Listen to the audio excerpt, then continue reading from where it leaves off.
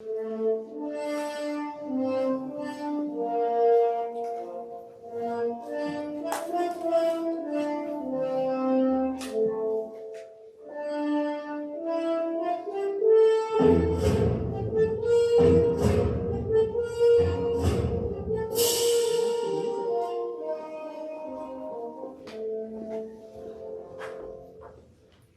evening and welcome to Hound of the Baskervilles, which is my favorite of all the Sherlock Holmes stories. I want to start by asking everybody to turn off your cell phones if you haven't already done so. And then I want to talk about some other things. One is the church. The church has hosted us and allowed us space for rehearsals and our shows. It is our home. And we are eternally grateful to them for all that they have done for us, and they have done so much. We love it here, and they really do walk the walk. We're grateful to be here. I want to talk about the next show coming up, which is Enchanted April. It's directed by Jan Dalton, who plays Sherlock Holmes in this production. The auditions are November 1st at 7 o'clock here at the church. And the performances are December 9th, 10th, and 11th. You might want to audition. It's a lot of fun to be in these shows, and we have people who have never acted before, as well as people who have been in many, many productions. But we're a family, and we help each other, and we have a good time doing it, so you might want to do it. As in other shows, we are going to pass the hat during intermission. This money goes to the church, and also it helps us with lights and sound and special effects, all kinds of things, our programs and our posters. So feel free to contribute if you wish. We're always trying to improve our plays to the best of our abilities. In this particular production, we have incredible sound cues. When you see an actor with a gun in his hand, which you will hear the recorded sound of a gunshot. It's not real, it's fake. Just want you to know that, it's a fake gun. Also, for special effects, we are using a fog machine in 3 different scenes. This fog is water-based, it's non-toxic, and it dissipates really fast. But there are 3 scenes where we are out on the moors of Devonshire, and the fog is great. So you'll have to watch for it. Finally, I want to talk about why I picked this show. I love it. It's the one I read as a child, and it always stayed with me. It's spooky, it's romantic, and it shows the really unique relationship between Dr. Watson and Sherlock Holmes. And so I've really enjoyed working on it, and I hope you will enjoy watching it. Thank you very much.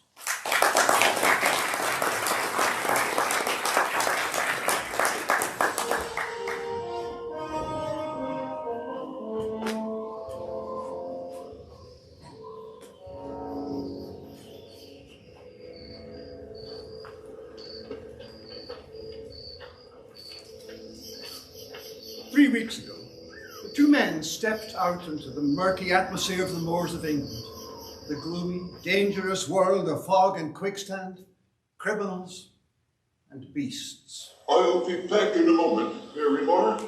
Just enjoying a cigar in the garden.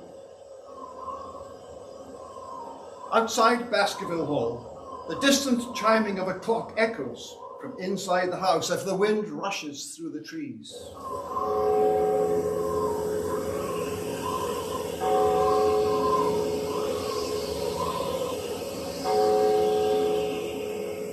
Suddenly, a blood-chilling howl is heard as Sir Charles Baskerville runs down the pathway.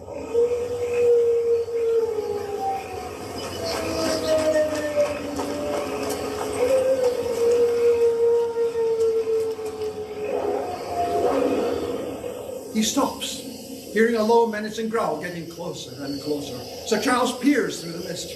The growls become louder and more fierce. The terrifying gnarling is upon him. Sir Charles clutches his chest and falls to the ground.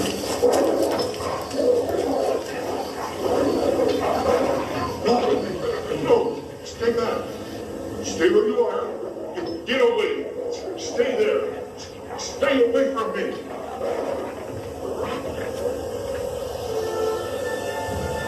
shadow looms up and springs to Sir Charles, and we hear the roar of something almost supernatural.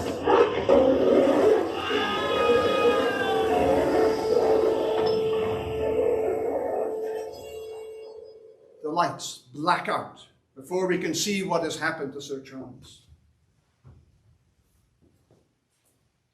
The action now shifts to the outside of the coroner's court, where Mrs. Barrymore and Mortimer stand talking. They are nervous and agitated. Death by natural causes. Hardly surprising, given his medical condition. We should have told them the truth. We should have told them what we saw. I'm no longer sure what I saw. A trick of the light, perhaps. I doubt I'll ever forget. It seems so fantastic, and yet... We owe it to Sir Charles, sir. And who would believe us? I can hardly believe it myself. They would think we'd lost our minds. And there's really nothing more we can do. There's nothing more we can do.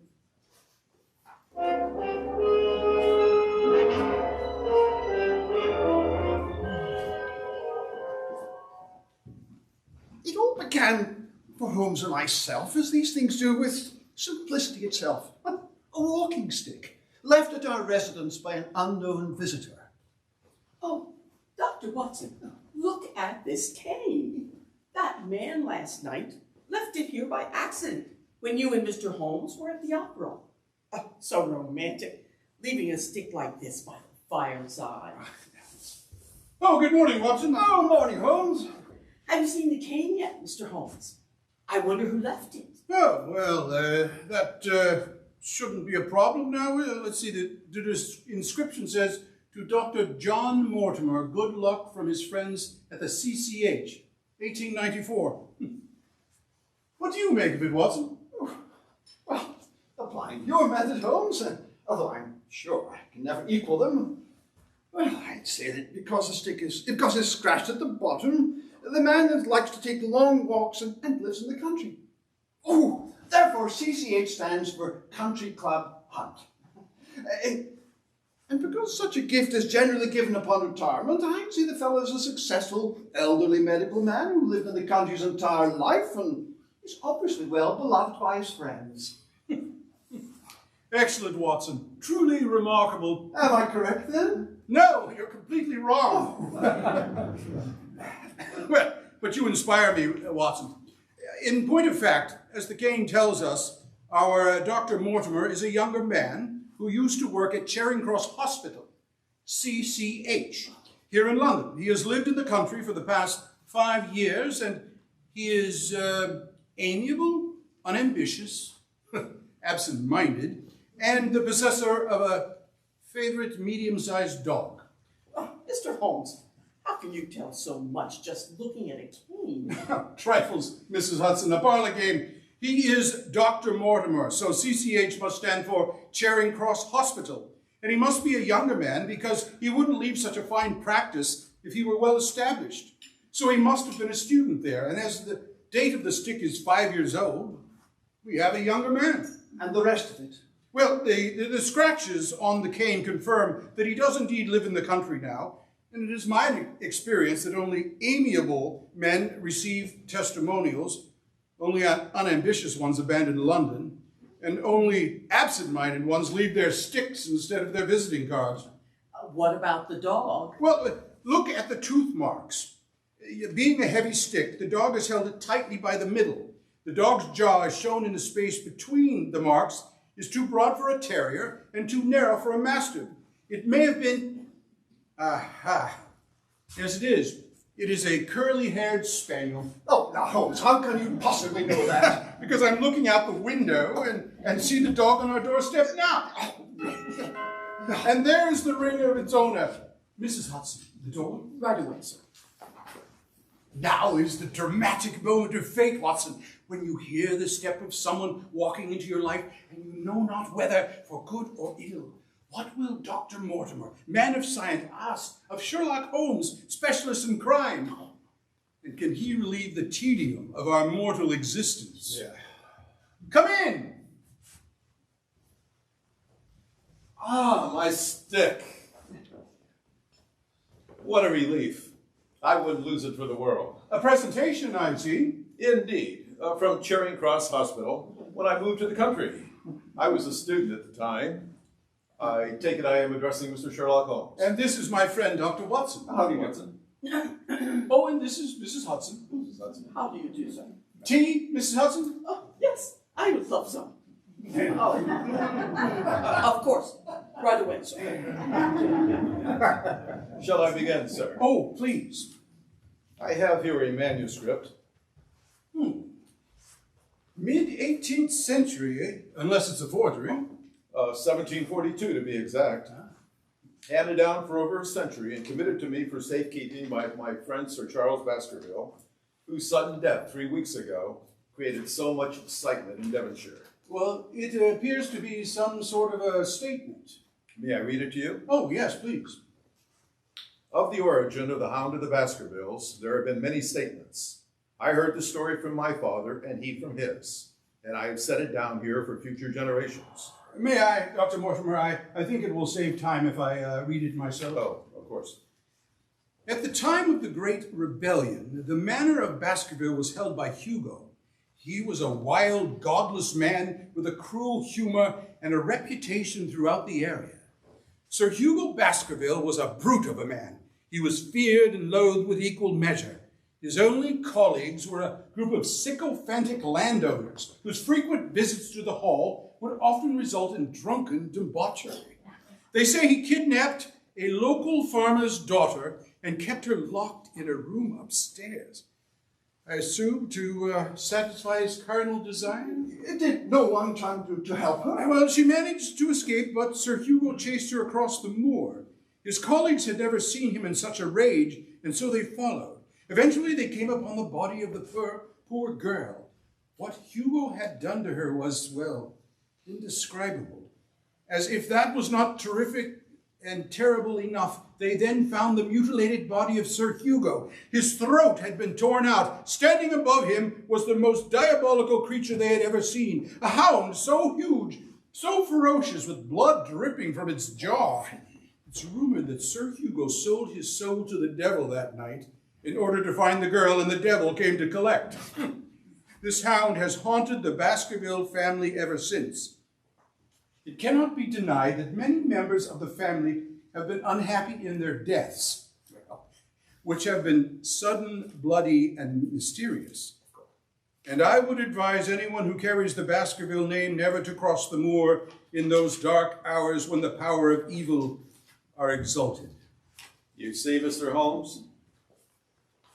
A fairy tale, nothing more. This is more than a mere fairy tale, sir. Sir Charles was an unwell man, was he not? A history of heart problems, yes, and nervous depression. Then the coroner had evidential basis for his conclusion. I'm struggling to understand the basis of your concern, Dr. Mortimer. Well, when I found him, he was face down. When I turned his body over, there were no signs of physical injury, Mr. Holmes. But his face, dear God, his face was a contorted mask of terror. A muscle spasm brought on by heart failure. That was the conclusion of the inquest, yes. But Mr. Holmes, I had advised Sir Charles to leave Devonshire and to go to London. He was becoming increasingly obsessed with a curse. It cannot be a coincidence that just as he was about to go to safety, the unthinkable happened. Who else did he confide in? Just Mr. Stapleton, his neighbor, a naturalist. But I tell you, Mr. Holmes, Sir Charles was becoming mad with terror. His friends and even his servants were increasingly concerned. Were the Barrymores aware of his obsession? Yes, indeed. Sir Charles relied on the Barrymores a great deal and held them in high regard. Such high regard that he left them £500 each in his will. Very generous. Indeed. Did the Barrymores know that they were beneficiaries in Sir Charles' will? That I could not say. But if you are to suspect anyone who received money, then I have to tell you that he also left £10,000 to me. Why was Sir Charles outside so late in the evening? He told Barrymore that he wanted to take a stroll in the garden. Well, I'm not even sure that a crime has been committed yet. Dr. Mortimer, let alone who is or who is not a suspect. Did you see or hear anything more that was unusual? Well, I did mention this at the inquest. The ground was still quite damp. and I noticed a peculiarity in Sir Charles's footprints. It appeared to me that he had walked on the tip of his toes between the gate and the far end of the alley. Curious. Anything else? I have heard the locals talk. There are many strange things about these moors, Dr. Watson. Indeed, I was just reading about the police searching the moors. An escaped prisoner, I believe. That would be the Notting Hill murderer. He escaped from the nearby Princetown prison 3 days ago, I believe. Selden, I think his name is. Selden, of course. I'm familiar with the case. A more viable reason not to venture across the moor at night. Dr. Mortimer, you mentioned Sir Charles spent some time waiting at the moor gate? Yes, about 5 to 10 minutes. How do you know? Ash had dropped twice from his cigar. Excellent. A man after my own heart, Watson. And did you pay any attention to Sir Charles's curious footprints? I did, Mr. Holmes, and I also mentioned them at the inquest. Then, pray tell, what are you keeping back, Dr. Mortimer? What didn't you mention at the inquest? The other footprints, some little distance off, were fresh and clear. Mr. Holmes, I know you will think me mad, but they were the footprints of a gigantic hound. Oh, good heavens. You saw them, As clearly as I see you now, sir.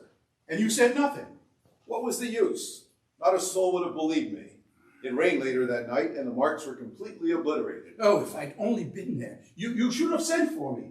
I didn't think of it. Besides, What is it? You hesitate? there were incidents before the tragedy. Several people saw a creature upon the moor, which corresponds exactly with the Baskerville demons of legend. A creature from a nightmare, with blazing eyes and dripping jaws. Gentlemen, there is such a reign of terror in the district that no one will even cross the moors at night. How can we assist you? It's not the death of Sir Charles that has prompted me to ask for your help. Then what? I'm looking for advice, Mr. Holmes, on what to do about Sir Henry Baskerville. He's arriving here tomorrow morning to attend to his inheritance. Sir Henry. He is Sir Charles's nephew and the last remaining heir. Such a large dynasty and only one heir? The only other potential heir was Roger Baskerville, the black sheep of the family, but he died in Central America some years ago. We found Sir Henry in Canada, where he had made a success in farming. A charming fellow, I'm told. And you want my advice on what to do with him? Well, why not take him to the home of his fathers? But consider the history, the danger. I feel it would be better if he were to remain in London. But if these legendary stories are correct, then he is at just as much risk in London as anywhere else. I suppose that's true, but I must try and do something, Mr. Holmes, to endeavor to keep him safe. Safe? I think we should let Sir Henry decide for himself. I've arranged to meet him tomorrow, here at 10 in the morning. Well, tell him everything you have learned, and we can make our plans from there. We, Mr. Holmes? Yes, I'll assist you, Dr. Mortimer, but I really think you have little to fear. I cannot thank you enough, sir. We will keep you no longer. Yes, of course. Until tomorrow. Until tomorrow. Well, good day, Dr. Mortimer. Good day. I like it, Watson. There's a feverish quality to it, this unlikely tale that appeals to me. Then you're taking the case. Well, there are certainly some points of distinction about it. The change in the footprints, for example. What do you make of that? Well, Mortimer said at the beginning he began walking on tiptoe at some point. Well, I'd say that he was running, Watson. Running desperately for his life until his heart burst and he fell dead on the spot. Running from what? There lies our problem.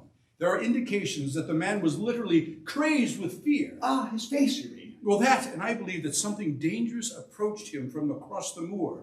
Only a man who has lost his wits would run from the house instead of towards it when he was threatened. I would think that he was waiting for someone. But who? Yes, but who is the question? And why was he waiting in the garden instead of inside the house? The thing takes shape, Watson. It becomes coherent. Come, Watson, we'll be late. For what? For the opera! There's nothing like a little musical mayhem to clear the mind.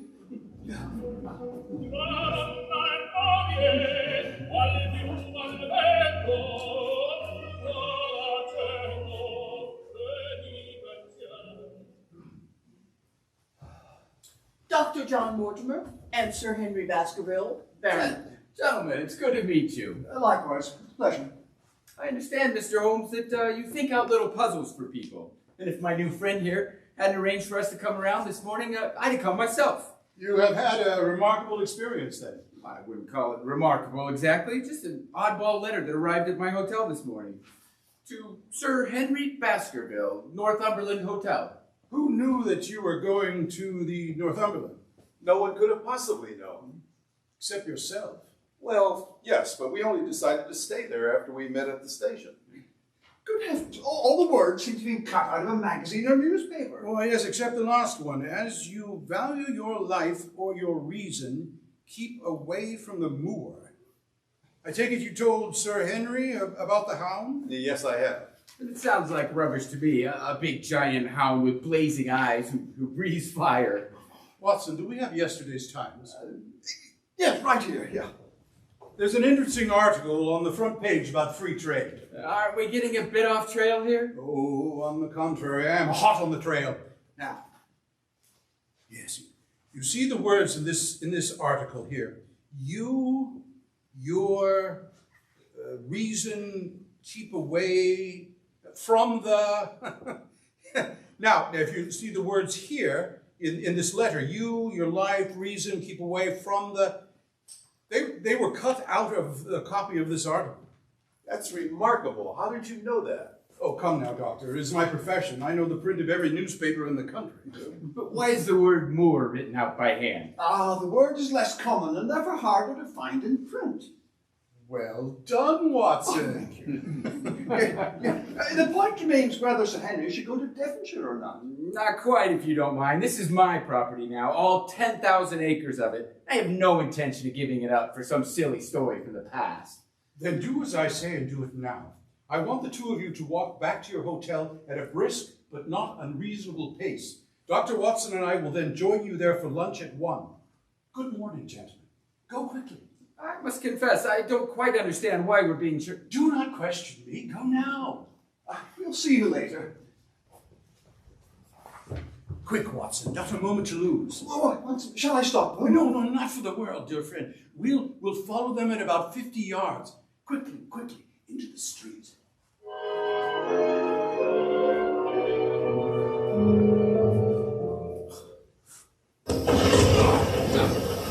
Lord, it's pouring! Keep them in view! There they are! Stay low. Act natural. Holmes, do you see that cab that seems to be following them? Yes, indeed, I do. There's a man inside it with a very black beard. Oh, I see. He's spotted us. Sit back. Too late.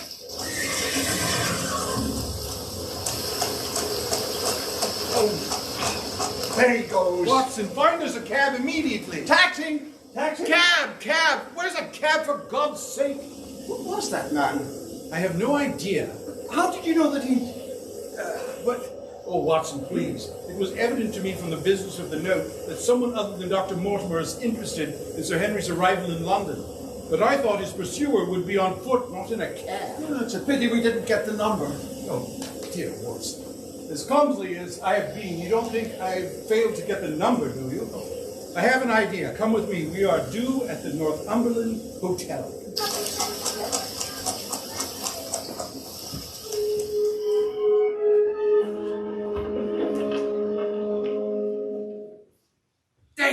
Damn! Sir Henry, what's the matter? Mr. Holmes, this hotel could do well to examine its program for the security of its guests. If they don't find my boot, there's going to be trouble. You lost a boot? Not just a boot, it's my favorite pair, and they only lost one of them. What sense does that make in the world? I'm sorry, Mr. Holmes, it's just upsetting when someone fails to give me the proper attention when I've been wrong. I know it may not be important to them in the larger scheme of things, but it's my... On the contrary, I believe it is quite important. You do realize you were followed this morning after we left you? Really? By whom? Dr. Mortimer, do any of your acquaintances here have a black beard? Mr. Barrymore does. He's Sir Charles's butler. And did Barrymore profit by Sir Charles' will? He and his wife were left £500 each. But I trust a bequest doesn't make one a suspect. I received, well, £10,000. It's a lot of money. Yes, it is. Anyone else? He left a bit to a few charities, and the residue went to Sir Henry. And how much was that? £740,000. Good God. Oh, excuse me. Quite enough money to provoke a murder, don't you think? When Dr. Mortimer told me about the amount of the legacy, I nearly fell off my chair. And if anything happened to Sir Henry, who would inherit? Well, I told you of Sir Charles's black sheep brother, Roger. But Roger, of course, died some years ago in Central America. Sir Henry, you're unmarried? That's right. No children? None, I can assure you of that. Well, I agree that you should go to Devonshire and claim your inheritance. There is only one proviso. You must not go alone. Oh, Dr. Mortimer will go with me. But remember that Dr. Mortimer has his practice to attend to, and I presume that his house is not near the manor? 4 miles away. Well, there you are. You must take someone trustworthy who will stay by your side. Could you come yourself? I'm afraid that's impossible. However, if my friend would agree, you could have no better companion nor any braver. Me? I said, that's a kind way to put it. Well, it would be kind of you, Doctor, if you're up for it. I'm not really sure I'm the man for it, but I'll do it. Thank you, Dr. Watson. It'll be a pleasure to have your company. Excellent. Watson, be sure to keep me informed by telegram of any developments, however tenuous. And Sir Henry, stay close to Watson. You have your revolver. Back at the hotel, but Stay by Sir Henry's side at all times, Watson. But if there's no reason to be concerned, why do I need a revolver? Watson, we have no idea at this point who or what we are dealing with. And I ask in all seriousness for you to follow my instruction. Above all else, remember the warning from the Baskerville manuscript to forbear from crossing the moor in those dark hours when the powers of evil are exalted. The matter's concluded then? When shall we depart? Shall we say Paddington Station today at 4? Done. Done. Yeah, Done. good, yeah.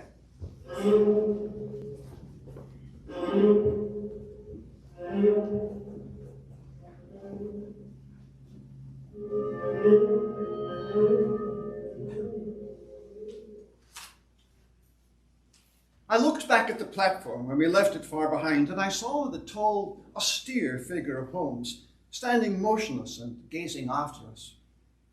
I felt alone, yet I was on my mettle to do my best for Holmes and Sir Henry, knowing full well and without regret that there was danger ahead.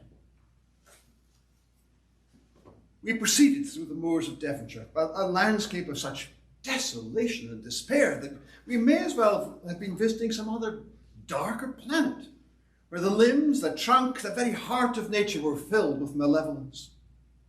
My heart grieved for the world around me, and then I saw it in its dark, forbidding glory. Baskerville Hall.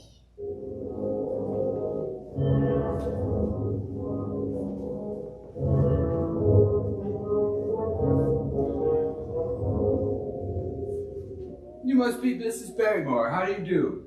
I'm Henry. This is my friend, Dr. Watson. He'll be staying here for a while, if that's all right with you. Good afternoon, sir. Welcome to both of you to Baskerville. It's quite a place here. Barrymore. It must be a full-time job for you and your husband maintaining it. Yes, sir. Of course, we will be happy to stay with you until you have made arrangements. You're leaving? When it is convenient, sir. But your family's been here for generations. I'd be sorry to begin my life here by breaking that connection for you. We were very much attached to Sir Charles, sir, and his untimely death has made these surroundings painful for us. I see, but where will you go? We hope to establish ourselves in some business. Sir Charles's generosity has given us the means to do so. Well, I'm sorry to hear it, Mrs. Barrymore, but you must do what you think is right. Thank you, sir.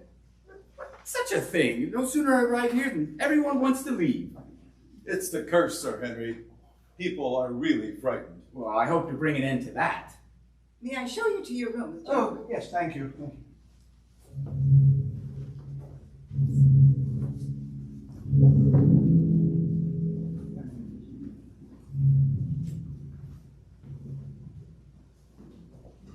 Go back, Sir Henry.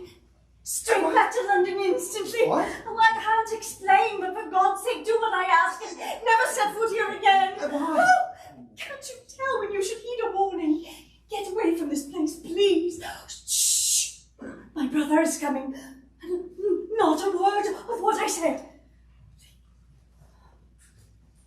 Sir Henry, I'm sorry to impose. My sister and I thought we would welcome you to the moors. We're your neighbors. I'm Stapleton of the Merripit House. I see you've already met my sister Beryl. Yes, and as I was about to explain to Miss Stapleton, Sir Henry is in his study. I am his colleague, Dr. Watson. Oh, yes, of course. We were afraid that after the death of Sir Charles, he might refuse to live here. I needn't tell you that it means a great deal to us all that he's decided to make it his home. Sir Henry, I suppose, has no superstitious fears in the matter. I don't think it likely. Oh, you've heard the legend of the Hound? Oh, yeah, I've heard of it, yes. Sir Charles was quite taken by the story. I have no doubt that it led to his tragic end. How so? Well, his nerves were so worked up that I'm convinced that the appearance of any dog would have had a fatal effect on his weakened heart. He had a heart condition. Yes, Dr. Mortimer told me about it. Do you have any theories to why he was out at such a late hour? None whatsoever. So then you think that some dog pursued him and he died of fright? Perhaps. Have you any other explanation? No, I haven't. Well, has Mr. Holmes? What? Oh, come now. It's useless to pretend we don't know you are the Dr. Watson. Come now. Even out here, we read your stories about Mr. Holmes. Yeah. And if you're here, it follows Mr. Holmes must be interested in the matter. Am I right? When is he coming? The village is a small place, Dr. Watson, and news does travel quickly. Well, Mr. Holmes is currently busy in London on a case. And I'm afraid I cannot answer that question. Oh, no? Of course you can't. But if I can be of any help, just say the word. You know, out here, the moor is very beautiful. You cannot imagine the secrets it contains, so vast and barren. You see those bright green spots all scattered around? Yeah, they seem more fertile than the rest. Fertile? Ha! That is the great Grimpenmire. The Grimpenmire? Quicksand. One false step means death to man or beast. Only yesterday I saw one of the moor ponies wander into it. He never came out. I saw his head for quite a long time craning out of the bog hole. Then his writhing neck shot upwards and it sucked him down at last. Good heavens. Indeed. Well, I wonder if you would mind if I went and introduced myself to Sir Henry? Oh, I'm sure he'd be thrilled to meet his neighbors. Pleasure to meet you. Dr. Watson, come, Beryl. You go, Jack. I'll stay here and keep Dr. Watson company. Very well.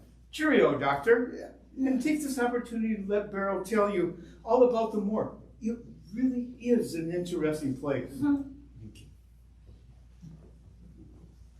Dr. Watson, please, discount what I said to you earlier. Well, I'm afraid I can't. I mean, please be frank with me, Miss Stapleton. I mean, ever since I've been here, I've been conscious of shadows everywhere.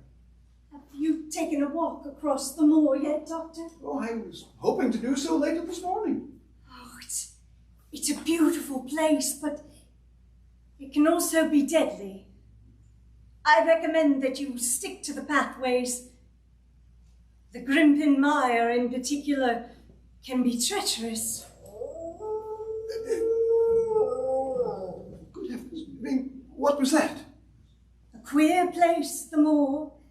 The peasants say it is the Hound of the Baskervilles calling for its prey. Or perhaps it was a bittern booming. A what? A rare, fragile bird, practically extinct. Maybe it was the cry of the last of the bitterns. What do you think? Like I said, a queer place, the moor. Dr. Watson, it's mightily discouraging to just sit here while... Allow me to introduce my sister, Beryl. Hello, Miss Stapleton. It's a pleasure to meet you. It's very much a pleasure to meet you too, Sir Henry. Mr. Stapleton, I'm curious as to why you and your sister have chosen such a bleak place to live. What beauty can be found in the bleakest of places, don't you think? Of course, but I would have thought that Two young people like yourselves find it rather isolated, if not dull. Well, it is a queer spot to choose. Yet we are happy, are we not, Beryl? Quite happy.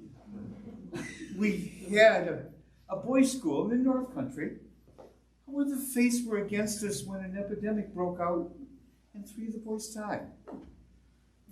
We blamed ourselves for not being prepared for such a thing. So we decided to close the school and move as best we could. We moved here to Devonshire, as I have strong taste for botany and zoology. As luck would have it, there's an unlimited field of work here, and my sister is as devoted to nature as I am. Plus, we have our books, we have our studies, we have each other. We have interesting neighbors. Indeed we do.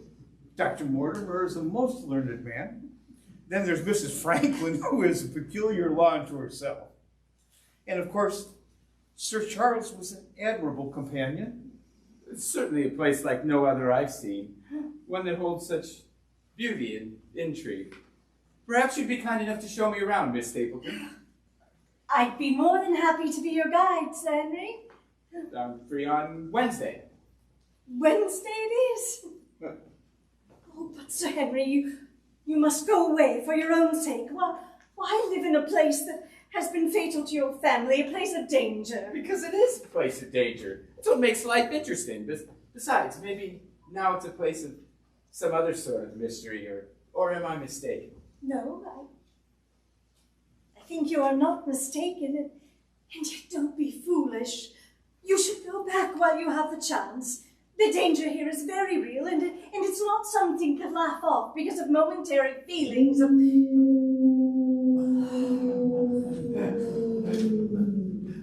There it is. That's the Hound. It never stops. It howls and cries and brings nothing but death. It's not a myth. It can hurt people and make them suffer and even kill them. Beryl? Oh, go back, please. Listen to me. Save yourself, I beg of you. You'll be killed.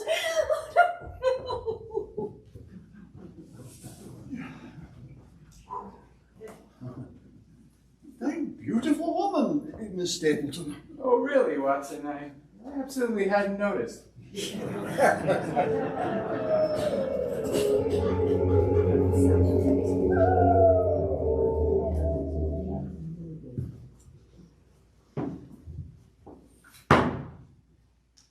Good afternoon, Sir Henry. Did you enjoy your walk? Oh, yes, it's a beautiful place, Mrs. Barrymore. Miss Barrymore, would you please prepare something special for dinner tonight? I've invited some guests for dinner. Very good, sir. So, Henry. Oh, afternoon, Watson. Did you have a pleasant walk with Miss Stapleton? I had an interesting walk with Miss Stapleton and her brother. Oh. I think he was so keen to impart his knowledge upon the moor that he couldn't keep me away. I'd hate to think I neglected you as a host. How was your day? Oh, let's see. I posted a telegram, came back here, had a nap, and I took a stroll around the grounds. That's strange, because I saw a fellow that looked remarkably like you out on the moor today. Really? Yes, and it appeared as he was trying to be inconspicuous. I appreciate your concern for me, Dr. Watson, but there's no need to spy on me. You were most welcome to join us. Look, you had made arrangement with Miss Stapleton, and I promised Holmes that I wouldn't let you venture on the moor without me. Understood.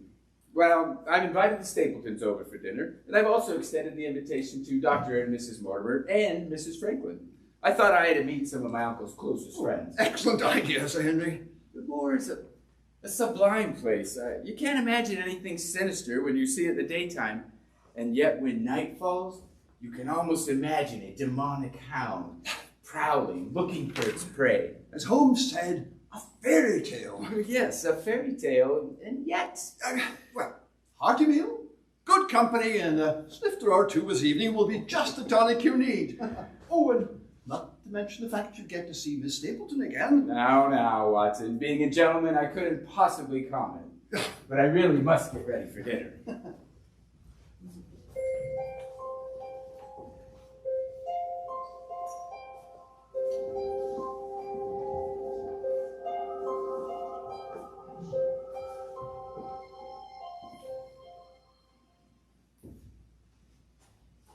excellent dinner, Mrs. Barrymore.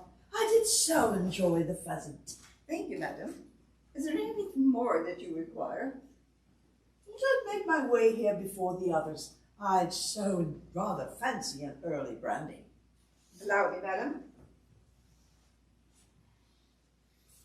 Oh, most kind, Mrs. Barrymore. But don't be shy now. Better make it a large one. Very good, madam. Save you having to pour another one so soon. There you go. A tad more. No point doing the job twice, I say.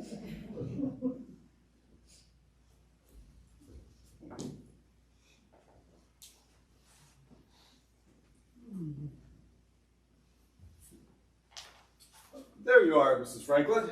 Oh, yes, here I am. Mrs. Barrymore, the dinner was excellent. Yes, sumptuous. Thank you, Doctor. I do hope Mrs. Mortimer is feeling better soon. Well, yes, thank you. A headache, you said? Yes, quite severe. She gets them often. Back in the 10th century, it was recommended to lash a dead mole to your head. I beg your pardon? For headaches. You mentioned your wife's headaches. Ah, I see. Problem solved. Although perhaps not for them all. Well, thank God we are no longer in the 10th century. Sir Henry, your hound is no legend. I have seen it with my own eyes. Oh, when was this, Mrs. Franklin? Only a few weeks before Sir Charles' death. One night I was visiting the hall, and Sir Charles was waiting at the door. I saw his eyes in a fixed stare past me in most dreadful horror. I whisked around and just caught a glimpse of something. He went down to the spot where the animal had been to look round for it, but it was gone. It may have been a calf that you saw. I know what I saw, Sir Henry. It was the hound, and I have seen it again recently through my telescope. Oh, go on. It was about 2 weeks ago in the late afternoon. I was recalibrating my telescope, and there it was, looking straight at me.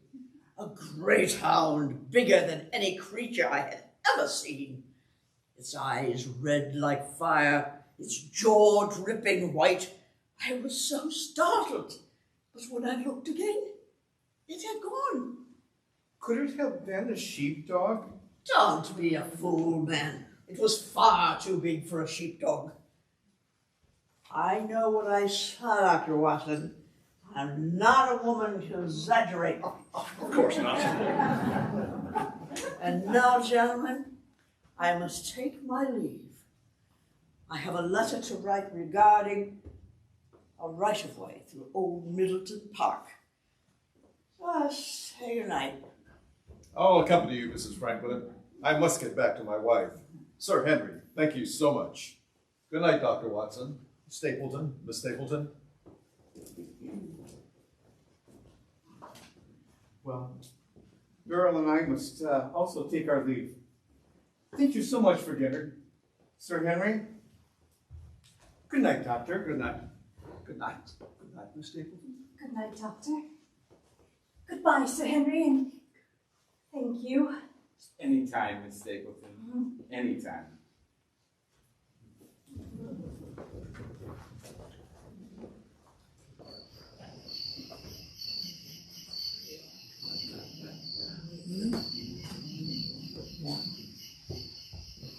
A lovely evening, would you say, Mrs. Franklin?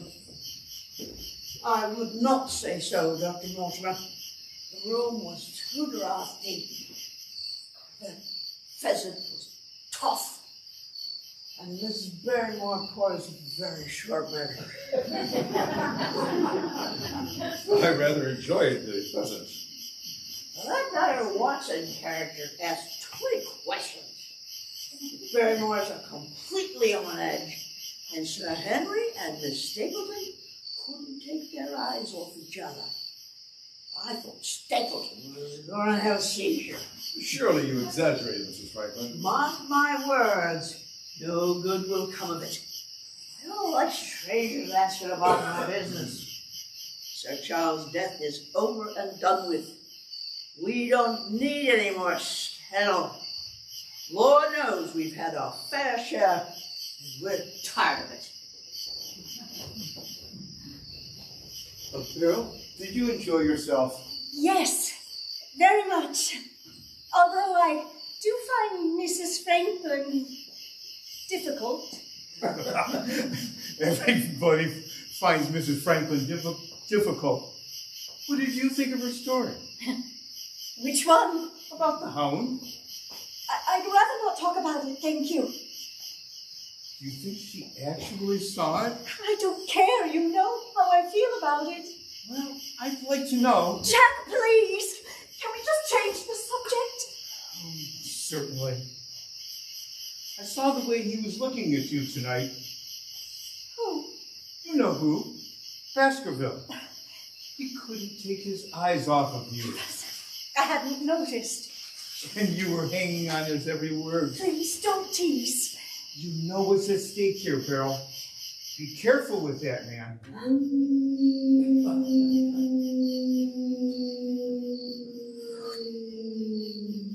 Dear God, it's out there. It's always out there. What is it doing? It's waiting. Waiting. Waiting for Henry Baskerville. Oh, I can't bear it. I simply can't bear it. I'll take care of you, Beryl. I'll always take care of you.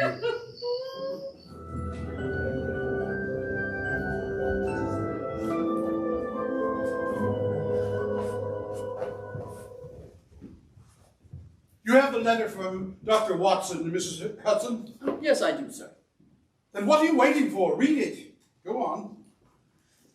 From Dr. John Watson to Mr. Sherlock Holmes. My dear Holmes, my previous letters have kept you pretty well up to date so far, but there is a new development to add to the mosaic that you and I are so carefully assembling. It is a very good writer. Our friend, Sir Henry, begins to display a considerable interest in our neighbor, Miss Stapleton. It is not to be wondered at, for she is a very fascinating and beautiful woman.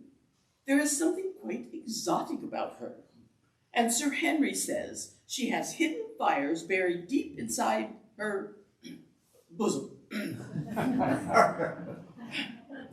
There is more important news, however. When I was out one night last week, I caught a glimpse of someone whom I could not identify as one of the villagers.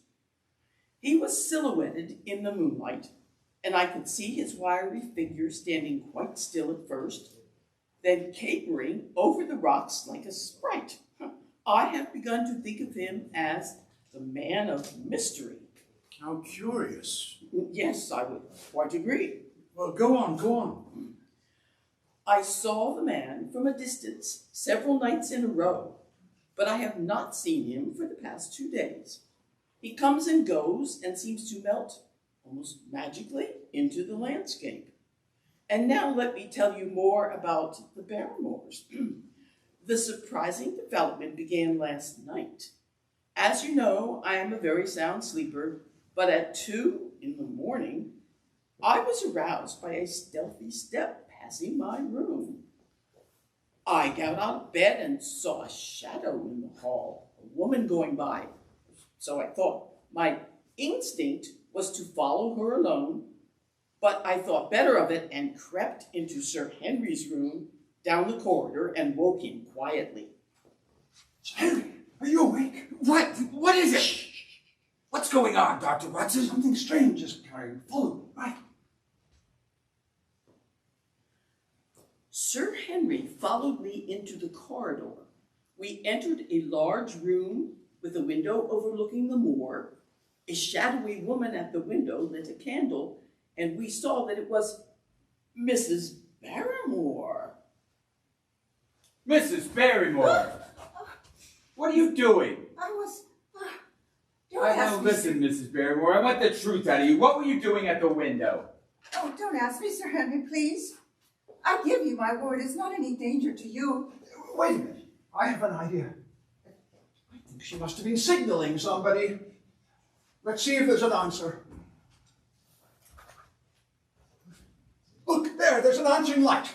Out on the moor. Now, Mrs. Barrymore, do you deny that's a signal? Who is out yonder and what is going on? Tell me. Tell me right now. It's my brother.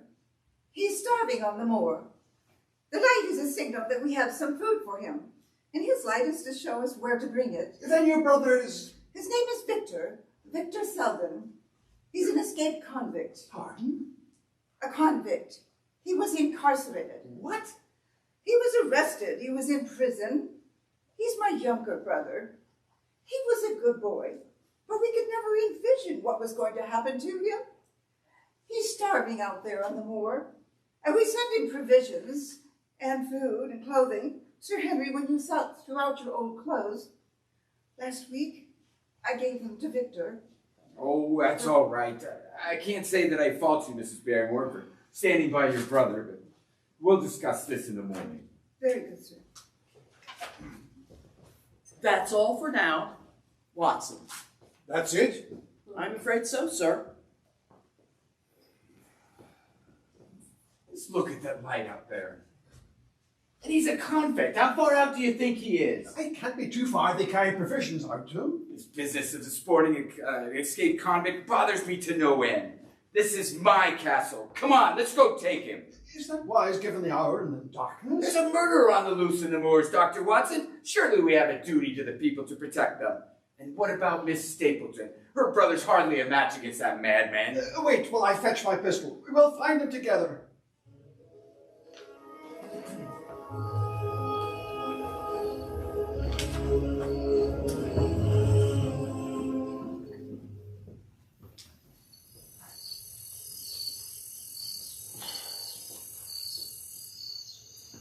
I can hardly see a thing. The fog comes and goes. Our quarry uses it for cover. Meaning he could still be nearby? Shh, quiet. Don't breathe. I think he's doubling back behind us. What was that? Did you see something? He's gone. He's probably more frightened than we are. I can't imagine anybody's more frightened than I am right now. Look! What? There's someone up there on the door. Selden? No, he ran in the opposite direction. There's somebody else here? Well, so it would appear. But who else would be out in the moor at this godforsaken hour? What the hell is he doing? Just standing there, watching. The rest is coming back. Well, he's gone now, whoever he was. Oh, come on, let's go back to the hall.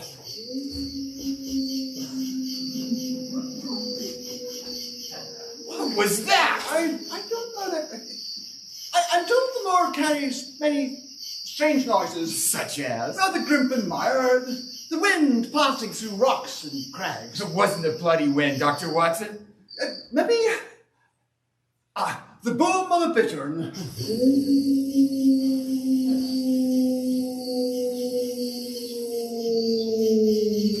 It's no bittern, Doctor, and it's getting closer. It's the wind. Don't humor me, my friend. That's not the wind. It's the hound. Don't be absurd. It's the hound, I tell you. Anything. It could be a sheepdog.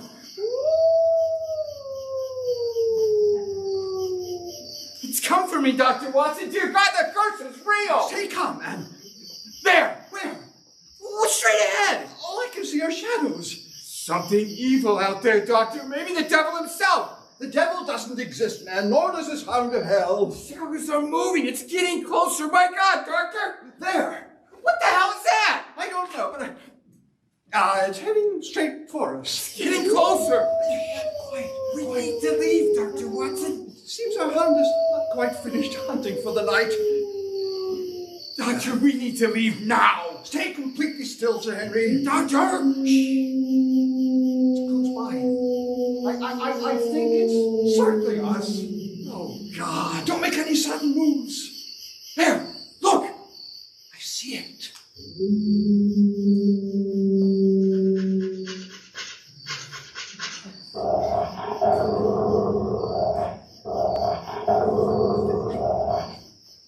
You have your revolver? Yes, of course. Then I suggest you use it, Sir Henry. Damn! Hurry, Henry! I dropped it! Henry, hurry! I can't find that bloody thing! Shoot, man! I can't find it! Sir Henry! Are you all right, Doctor? Dr. Watson, oh my God, he's dead! Help! Help! Somebody help! Dr. Watson is dead!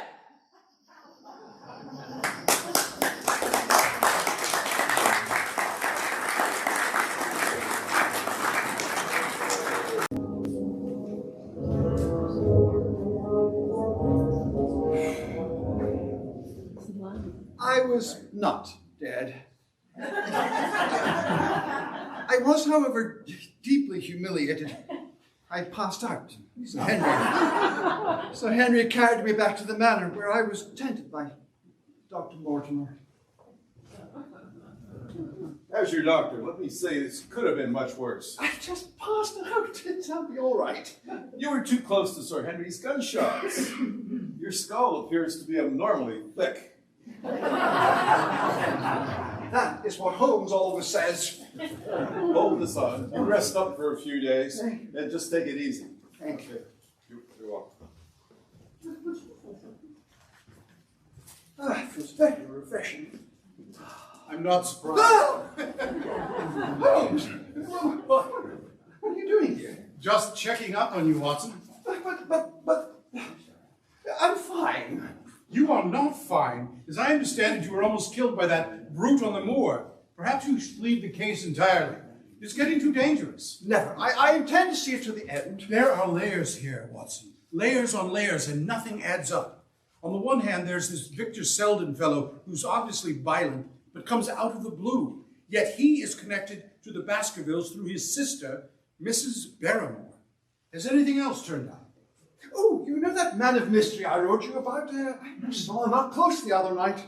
You did? Yes, I was taking a final look around the grounds and before going to bed, and there he was, standing up on the rocks at the back. He comes and goes at will, like a ghost. Is he anything like our friend Victor? Oh, no. Different type entirely. Fellow seems older and slightly out of his head from the way he mutters and gibbers and shambles along. Or when you see him, I dare say you'll learn a great deal more about him. Well, I won't, I'm afraid. Oh, why not? Because I'm leaving. But again, but you've only just I'm arrived. sorry. Have you seen Sir Henry? No. I don't want to. He'll make a fuss. I just wanted to make sure you weren't dead or something. Well, I'm not. Apparently. Now listen closely. I want you to stay and keep me informed. And you must keep a closer eye on Sir Henry. Right. Hello, Dr. Watson. Oh, there he is. All yours. Now, Holmes, wait a minute. Doctor! I'm coming. Holmes! My goodness, Watson, I felt like a fool. I lost my mind out there last night. I thought the hound of hell had finally come for me. No need to feel foolish, Sir Henry. After everything that's happened, it's very easy to let your imagination get the better of you. Is everything all right, gentlemen? Oh, nothing to worry about, Barrymore. Just got more than we bargained for on the moor. You've been on the moor? Much to my regret. But why? To apprehend Selden. I see. And did you succeed? Oh, no, he escaped before we had a chance to get to him. I'm sorry, sir. May I speak frankly, Sir Henry? Please do. I told you about Selden in confidence, sir. The man has been through a great deal without me adding to his problems. The man is a public danger, damn it, and there's no safety for anyone until he's under lock and key. Maybe before, sir, but after the treatment they gave him in prison, he's as harmless as a child. In a few days, he'll be on his way to South America. If you hand him over, my husband and I will face prison. I beg you, sir, please, don't tell the police. They've already been calling off the church, and you have nothing to worry about. I think it's very safe. Damn it, Miss Barrymore, you put me in a very awkward position. What do you say, Dr. Watson? I've seen the effect of such treatment, sir. He's telling the truth. It is safe, sir. He's incapable, I assure you. He'd better be, Mrs. Barrymore. He'd better be. Thank you, sir. I'm in your debt. You've been kind to me, to both of us. I'd like to do the best I can for you in return. I know something. Something I should have said before. It's about Sir Charles's death. You know how he died? No, sir. But I do know why he was at the gate at that late hour. It was to meet a woman. What woman? I don't know, sir, but I can tell you her initials were L.L. L.L.? Sir Charles received a letter on the morning of his death. It was postmarked Combe Tracy and was addressed in a woman's hand. We thought no more of the matter until a couple of weeks ago my husband found the ashes in the grate. Most of the letter was charred, save one slip. a postscript, and it said, please, as you are a gentleman, burn this letter and be at the gate at 10 o'clock.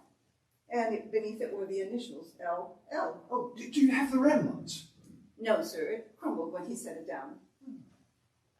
Has Charles received any other letters in the same hand? I took no particular notice of his letters, sir.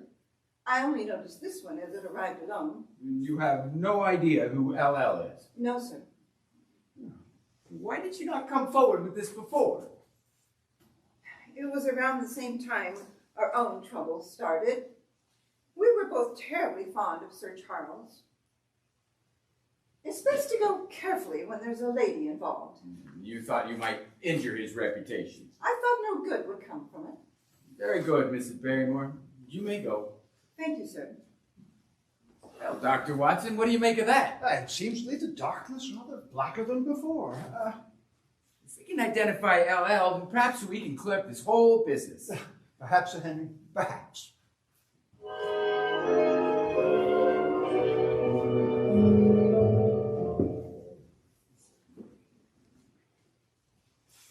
Mrs. Barrymore, has Dr. Watson appeared? He left to take a walk over an hour ago. Sir Henry, I want to thank you for what you have done. We're very much in your debt. Think nothing of it. I have a small confession. It feels wrong not to be deceiving you, and I felt it best for you to know. It's the clothes you gave to me to donate to the local children's charity. I'm afraid I misled you when I asked for them. They were for your brother. Yes. I see. Now, no more secrets now. Yes, sir. Thank you, sir. Sir Henry? Miss Stapleton, what a pleasant surprise. Is your brother with you? He's calling on Dr. Mortimer. So I finally have you all to myself. Oh, Sir Henry, you need to leave. Well, you know what happened to Sir Charles, and I'm afraid you may suffer the same fate. Oh, we can't be certain that anything that happened to my uncle would have any sinister connections. I admit the moor at night can heighten one's imagination, but I don't believe in any such nonsense as the supernatural. You've been on to the moor at night? Yes. Oh, you must keep clear of the moor at night, I beg you. You are in grave danger. I have no intention of leaving, even more so since I met you. You must have guessed by now that I have very strong feelings for you. And I for you. If I go, then you must go with me. Those are my terms. I will leave here with you as my wife, if of course you would consent to marry me. Oh, yes! Oh, I'd go anywhere in the world with you. Oh, we'll go together.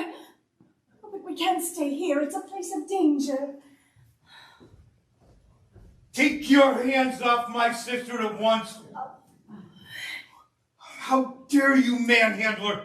Do you think just because you have a title, you can do as you please? I assure you, Mr. Stapleton, my intentions towards your sister are entirely honorable. They don't look very honorable to me, sir.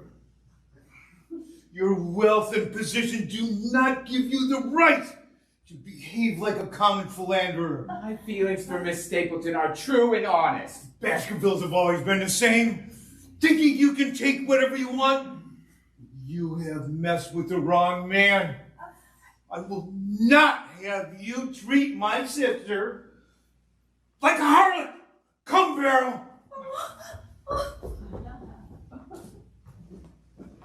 Damn it all to hell!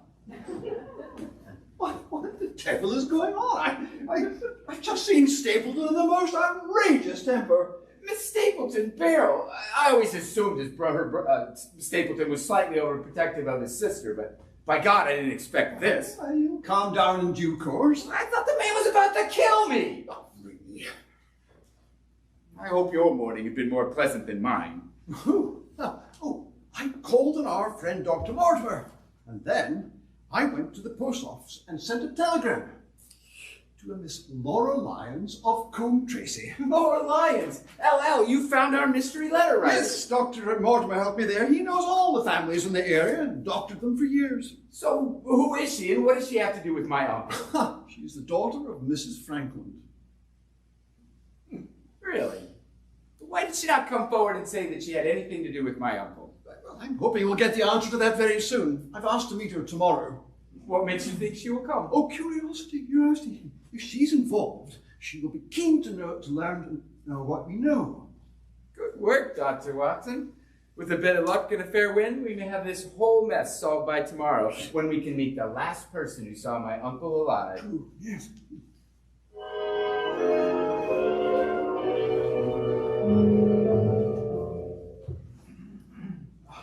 Mrs. Lyons, thank you for meeting me. I am Dr. John Watts. Good morning, Doctor. If you could make this brief, I would be very appreciative. I have errands to run. Of course. I had the pleasure of meeting your mother a few days back. I'm sure the pleasure was all hers. But if you have me here under false pretenses to discuss my mother, then I'm very much afraid you have wasted your time. I'll bid you good day, sir. Forgive me, Mrs. Lyons. I'd like to speak to you about Sir Charles Baskerville. You knew him, did you not? Well, I owe him a great deal.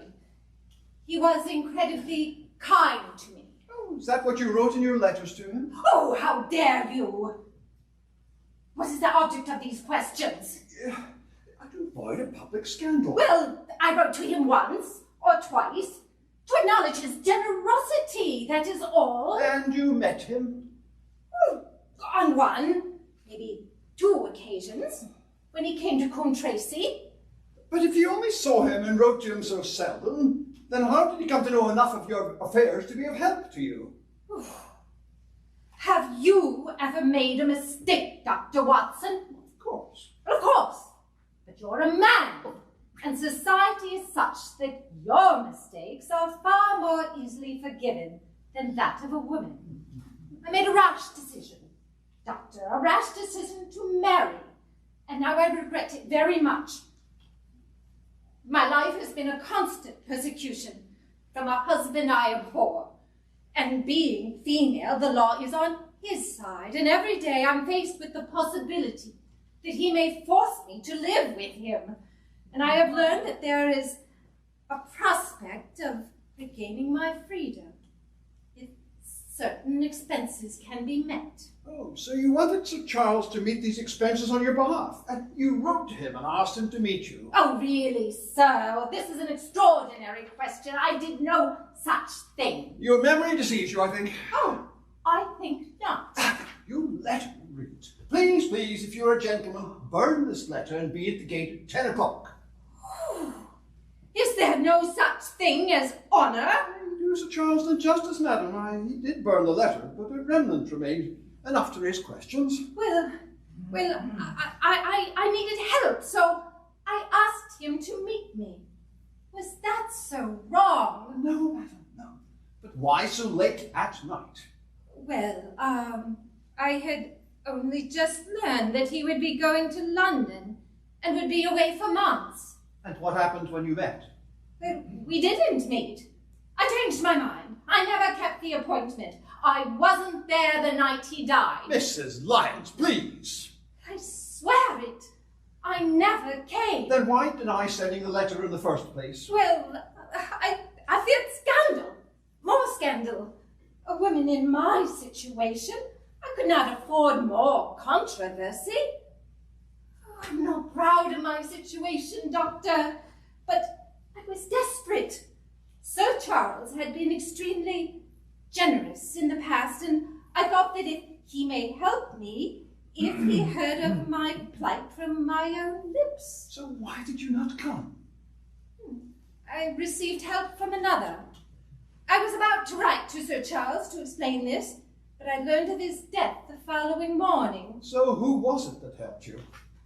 Oh, I made a promise not to divulge the person's identity. Oh, but Mrs. Lyons. Oh, Dr. Watson, no. I have said all that I am prepared to say on this matter. Good day.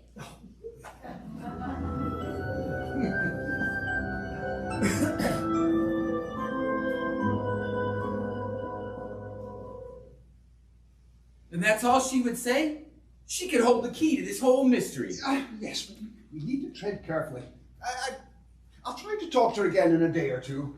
Do we have that kind of time, Dr. Watson? What if she absconds? Oh, we have to be patient until something forces our hand. Will you be requiring any refreshments, gentlemen? No, thank you, Miss Barrymore. Has your brother departed, or is he still lurking out yonder? I prayed to heaven he's gone, sir. I've not heard from him since I left food from him for about 3 days ago. Did you see him? No, sir, but the food had gone when I next went that way. Oh, yes, Dr. Watson, there's a telegram for you. Oh, if you'll excuse me, Sir Henry.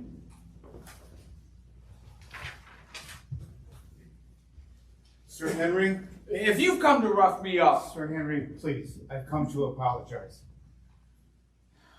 I'm a very lonely man with only my sister as a companion. The thought of losing her is devastating to me. My accusations toward your family are unfounded, and we're set in the heat of the moment. Sometimes living in the isolation of these bleak moors can be quite depressing. I see. Can you see your way to forgive me? We'll say no more of the matter, Mr. Stapleton. Your apology is accepted. I, of course, have no objection to your feelings for my sister, but she is a delicate soul. If you could do me the favor of holding back for a short while, if your intentions toward her remain as strong, then of course you would have my blessing. I appreciate your candor, and as a gesture of goodwill, I will do just that. But I can assure you that my feelings will not change.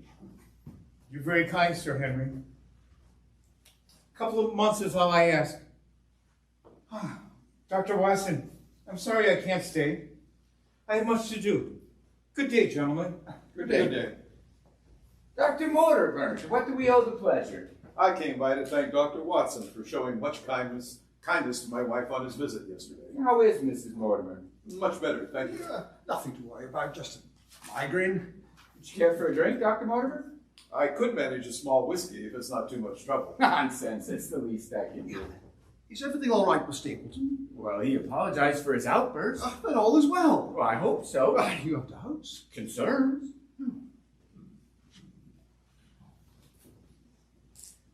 Mrs. Franklin, Sir Henry. Mrs. Franklin, just in time for a drink. Would you care to join us? Oh, thank you, yes. As it happens, I'm celebrating. Oh, whiskey will suffice. Celebrating, Mrs. Franklin? Yes, Dr. Watson, a red letter day.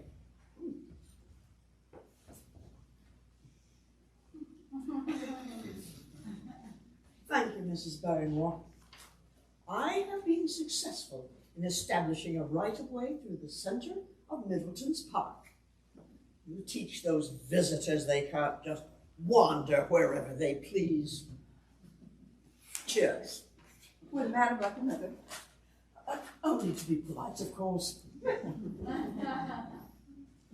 And I have closed the wood where the Fernworthy people used to picnic. These infernal people seem to think they can swarm where they like with their papers and their bottles. Gentlemen? Oh, thank you, Barrymore. Just a small one, please, Miss Barrymore. Thank you. Another, madam? Thank you, yes, I will. Just to be polite, of course. The village people will probably burn me in effigy tonight. I told the police the last time they did that they should stop these disgraceful exhibitions. They paid no heed, and I told them they'd have occasion to regret their treatment of me, and my words have come true. How so? Because I could tell them what they're dying to know. The whereabouts of that convict on the moor.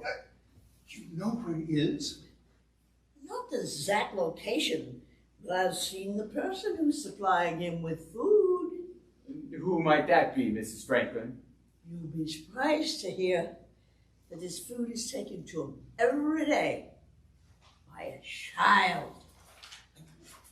A child? Are you sure? Of course I'm sure. I've seen him through my telescope. He passes along the same path at the same time every day. I would say it's more likely the son of one of the local shepherds, taking his father's dinner. Oh, poppycock. It's on the stoniest part of the moor. No, sir, I am certain that he is supplying the convict.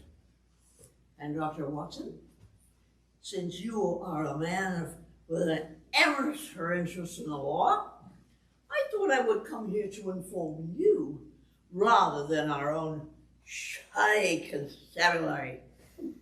Cheers, gentlemen. Another, madam.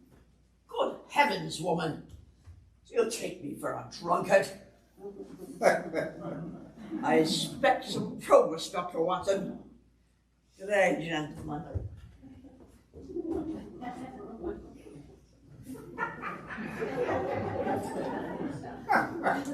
A child? I should also tell you, Sir Henry, that I've seen a man out there on the rocks, watching everything in the village. Ah, yes, the man of mystery. Where does he live, do you think? I don't think, I know. I spotted him at the Black Tor. It's that rocky area with a hill above it. He's living in one of those stone huts. Oh, the Black Tor. He's hiding out there, and I don't like it. Oh, I'd like to confront him. I'd like to do more than that. So what are we waiting for? I think, given the hours, it's safer, Sir Henry, if you remain here. You can't go alone. I'll accompany you, Doctor. Very well. What, am I to stay here like a child? It would be highly irresponsible of me to allow you to venture out there, given the circumstances. Very well, if I must. I'll make sure you bolt all the doors when we've gone. Open the doors to no one but us. Do I make myself clear? Is all of this really necessary? Sir Henry, your life could be in danger this very night. Come, Dr. Mortimer. I suggest, Doctor, you find something to use as a weapon. We have no idea what's waiting for us out there. Let's go.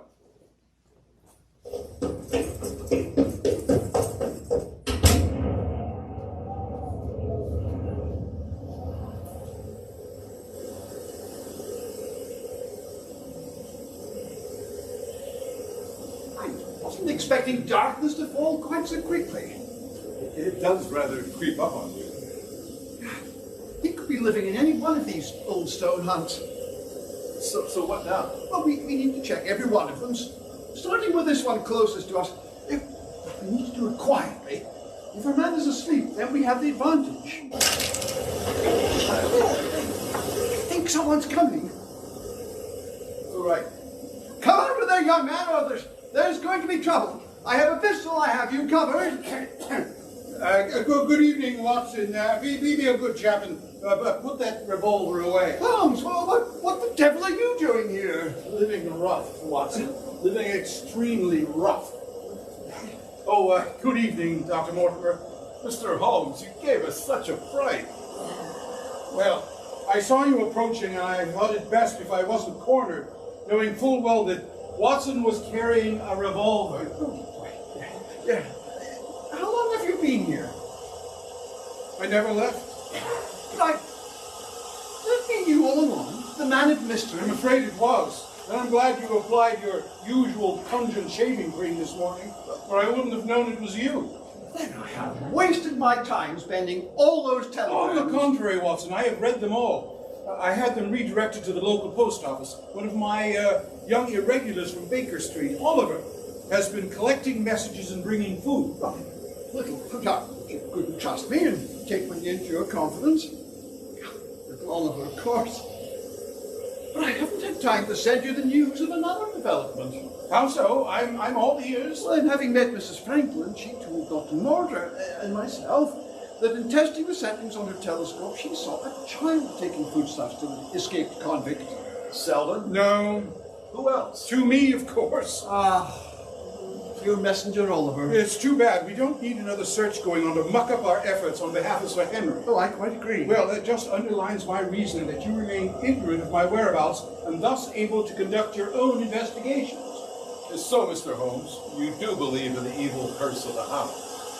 I believe there is evil here, Dr. Mortimer, but not the supernatural kind. This is murder, Watson. Cold-blooded murder. Murder? Oh, my. Are you all right, Doctor? You seem quite pale. Just cold and tired and concerned for my wife. I'll bid you good night, gentlemen, if I may. Oh, dear Holmes, it's so good to see you. Well, I thought if the two of us could explore the case independently from different angles, we could make more progress. Have you come to any conclusion? Oh, yes, Watson. I have uncovered a dark conspiracy. But first, tell me, you met yesterday with Mrs. Laura Lyons. Your thoughts? She's hiding something. I'm sure of that. We need to talk to her again. It's part of this, I'm sure. You are aware that a close intimacy exists between Mrs. Laura Lyons and the man Stapleton. No, I'm not. They meet, they write, and I think we can use it to detach him from protecting his sister so we can question her. Oh, you mean Beryl Stapleton? He is our enemy, Stapleton. He must be. There is no other calculus that makes sense.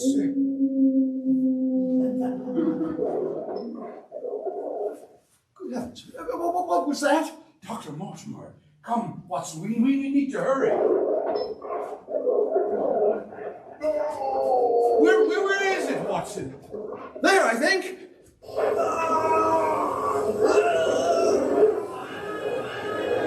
The Hound. It's the Hound. Quickly, Holmes. There, Watson. It's a body. It's not Dr. Mortimer. It's Sir Henry. I recognize his clothing. Is he dead? Quite dead. His skull is crushed. He fell quite a distance from the top of that tor. The Hound has killed Sir Henry. I curse myself for having let Sir Henry's hide. I instructed him to stay in the hole. My lord, a body! What, Sir Henry? What's the matter, Dr. Watson? Mr. Holmes? Sir Henry, how good to see you. How marvelous. Hold on, Watson. Turn that body over. Right. It's Selden. Yes, Victor Selden, the escaped convict. Mrs. Barrymore's brother. The Barrymores gave him Sir Henry's old clothing to keep him warm. Exactly. And the Hound smelled the clothing. The clothes sealed his fate, Watson. Yeah, the Hound was searching for Sir Henry's scent. Precisely. The boot, Watson, the boot! The dog was trained by someone to follow Sir Henry's scent, which certainly would have been on the missing boot. The dog was starved for days and then finally let loose. So what are you saying, Mr. Holmes? What I'm saying is that someone wants you killed, just as they killed Sir Charles before you. But who could it be? I believe you'll find that Holmes got... Hello? Anyone there? Oh, it's Stapleton. What does he want again? Not a word to Sir Henry. We require his innocence, or my plans crumble. Dr. Watson, is that you? And who is Sir Henry? What a pleasure to see you again. Likewise. I wouldn't have expected to meet you out here on the moor like this. And is that a body? Victor Selden, the man who escaped from Princeton prison. Oh. And you must be Mr. Holmes, of course. We've been expecting you. How do you do? Your exploits precede you, sir. Have you solved the mystery of Sir Charles' murder? I'm afraid I haven't. Which is why I must return so soon to London. I leave in the morning. Mr. Holmes, you just got Alas, Watson and I, we must return to London. I leave in the morning. Dr. Watson, too? Then I lose a friend. I'm sure I'll be down again quite soon. I trust you'll visit us in London. Jack! Oh, Jack, you know I don't like being left out here on the lawn. Henry, what a wonderful surprise. What are you doing here? Oh, I was out here with my friends. You know Dr. Watson, of course. And this is Sherlock Holmes. How do you do? Mr. Holmes. Oh, what a pleasure. Oh, we've been expecting you for so long, and I'm so grateful, so pleased that you've come at last. Oh, this could change everything. Why, are you in distress, madam? Why do you say that, Mr. Holmes? Well, usually only those in distress are glad to see me, huh? Oh. Very good, Mr. Holmes. The rest want to run away from you, eh? Well, shall we see you tonight for dinner, Sir Henry? Of course. Till we meet again. Mr. Holmes? Mr. Watson? Good night, Sir Henry. What a nerve that Stapleton has. He's as cool as a cucumber. Let us pray that we can stop him before his next kill. Now quickly, Watson. We have a train to meet.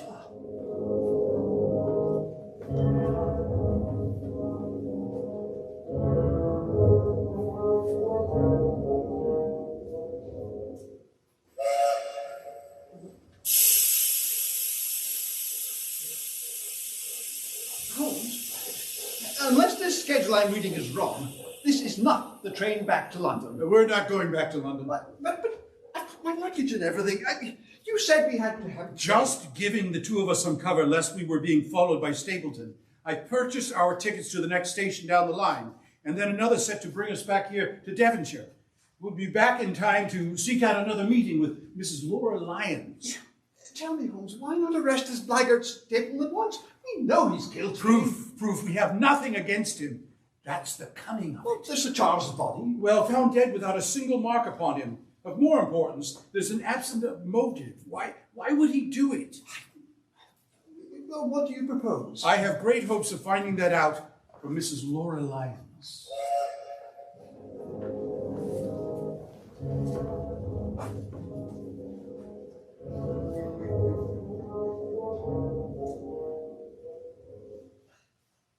Yes, it was I who sent the letter to St. Charles, and it was I who begged him to help me, and it was I who asked him to meet me at the gate, but I never kept the appointment, I swear. You're lying. I am not. Of course you are. Now, we regard this case as one of murder, and the evidence may implicate not only your friend, Mr. Stapleton. Oh, he's no friend of mine. He lied to me. He offered me marriage if I could get a divorce from my husband. He's the one I wouldn't reveal when you questioned me, Dr. Watson. It was his idea to write the letter. Then he kept me going to the gate to meet Sir Charles, and then he had me not go, and then he went himself. Oh, the villain, the blackguard. He's an evil man. He's your murderer.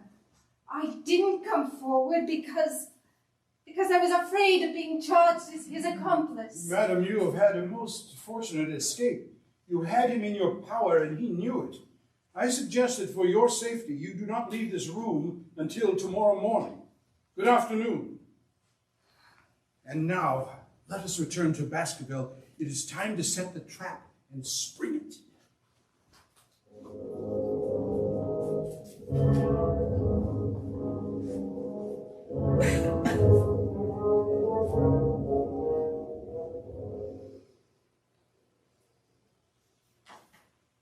Sir Henry, you must do as I tell you and do it blindly. I want you to drive to the Merripit house for your dinner with the Stapletons, then send your carriage back and let them know that you intend to walk home. Across the moor? Exactly. But that's what you keep telling me not to do. This time you may do it safely.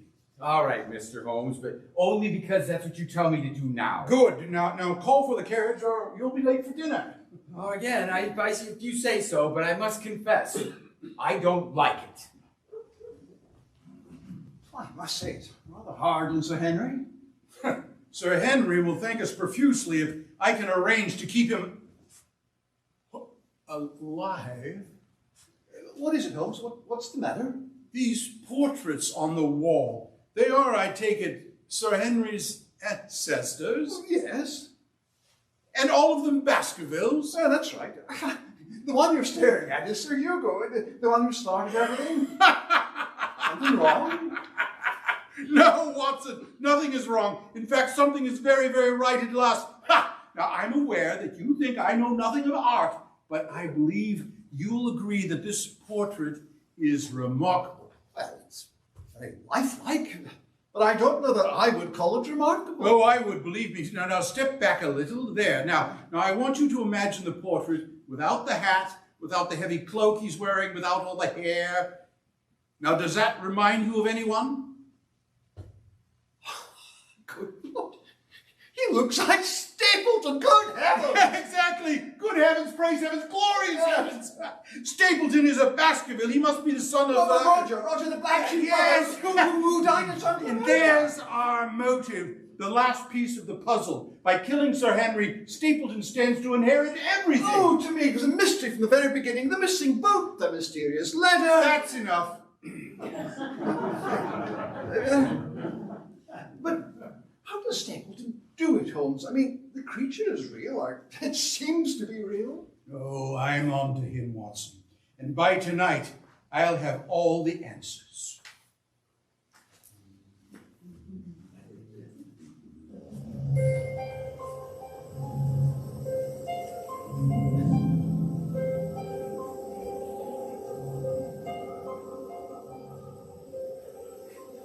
that's Merripit House. Not a very cheerful place, is it, Holmes? Oh, look there. I see lights. Sir Henry should be emerging any minute. He'll then be alone coming up the path, and that's when Stapleton will try to kill him. We'll ambush him from here. Now, Watson, you've been in that house. What are those latticed windows at the corner? I think that's the dining room. Well, follow him, Watson. But be careful. Stay very quiet. God help us if Stapleton gets wise to us. Now go. I'll be right back. Just checking the furnace.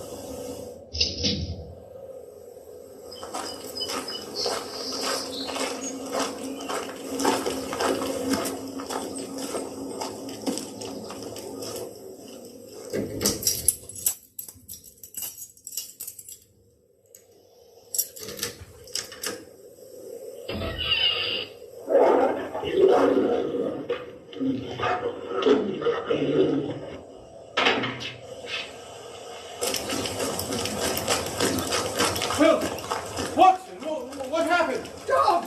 There's an enormous dog inside that shed. Awful. I can see no sign of Miss Stapleton at all. I wonder. Is it? Look, the dog. It's like pea soup. Oh, no, this is the one thing that could stop us. Damn this fog, and damn Sir Henry for taking his time. Our success and even his life may depend upon his coming out before the fog obscures everything. Oh, look, one of the lights went off. Come on, come on. Oh, the fog's getting worse. I can barely see the pot. Wait, listen. I think I hear Sir Henry coming out.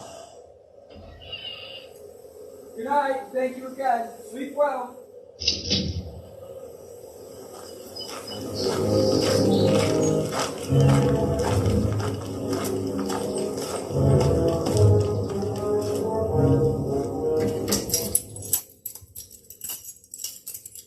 Sir Henry, don't go near that shed. Mr. Holmes, what are you doing out Look here? out, it's coming. What?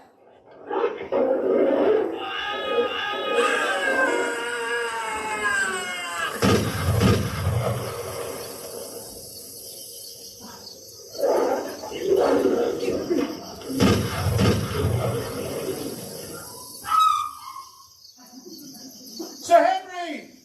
Henry, are you all right, Sir Henry? What was it? I can hardly. Oh! It's all. It's one big dog. It's all right. It's dead. And he's painted with phosphorus, which reflects the light. The poor beast was starved, I have no doubt. But who could do such a thing? Was it Stapleton? I'm afraid so. And now we must find him. You stay here. Watson, quick, into the house.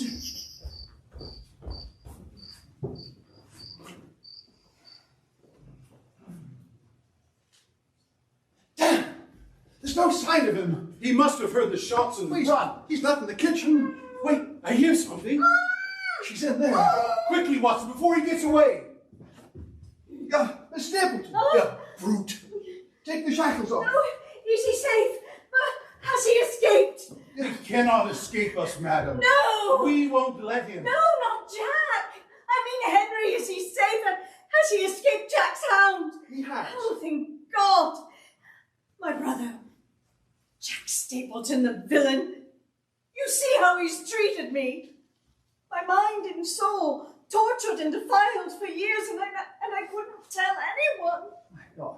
But once I met Henry, if only Henry will forgive me. Forgive you? I would forgive you anything. Oh, my darling. What about Stapleton? Where did he go? I want you to see that he is prosecuted. I can tell you, there is only one place that he could have fled. There is an old tin mine on an island in the heart of the mire.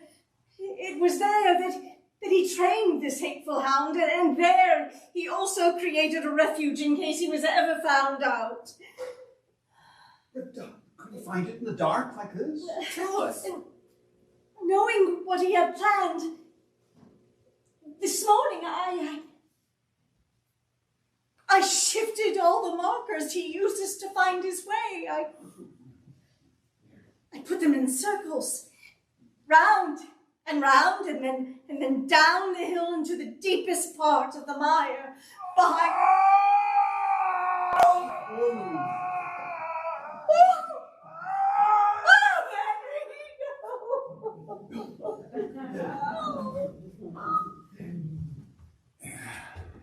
The resolution of the case took its toll on Holmes. For my part, I was anxious to understand all the details of what had occurred so that I could begin to chronicle his latest exploit. Watson. Yeah. Stapleton was indeed the son of Roger Baskerville.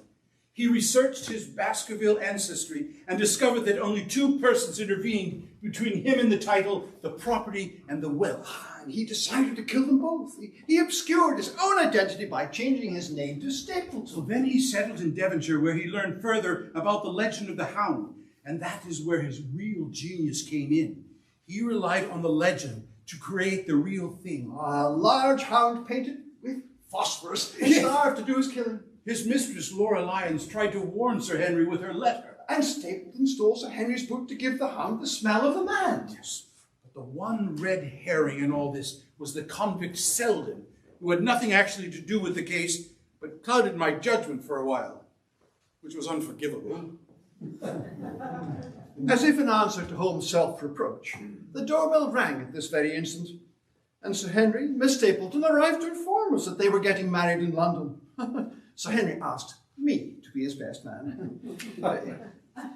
And that led eventually to my being able to chronicle what my friend Sherlock Holmes described as the greatest and most dangerous case in the history of his career, the Hound of the Baskervilles.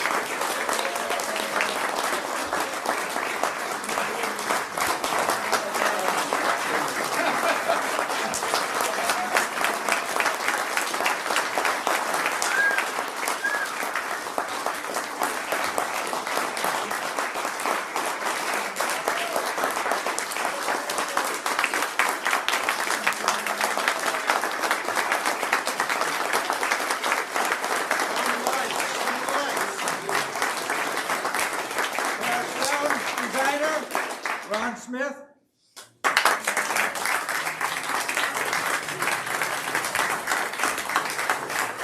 Assistant Director, Penny House.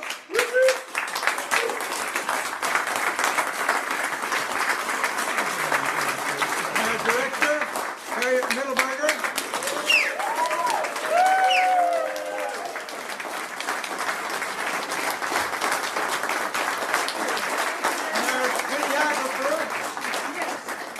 Dale Jaeger.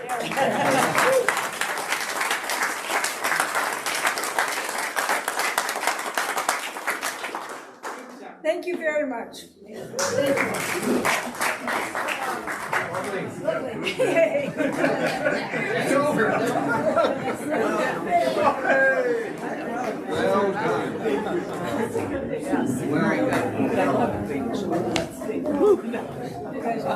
Hey.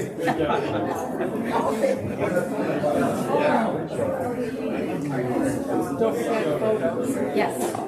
Okay, I'm going to stay in costume. Yes, indeed.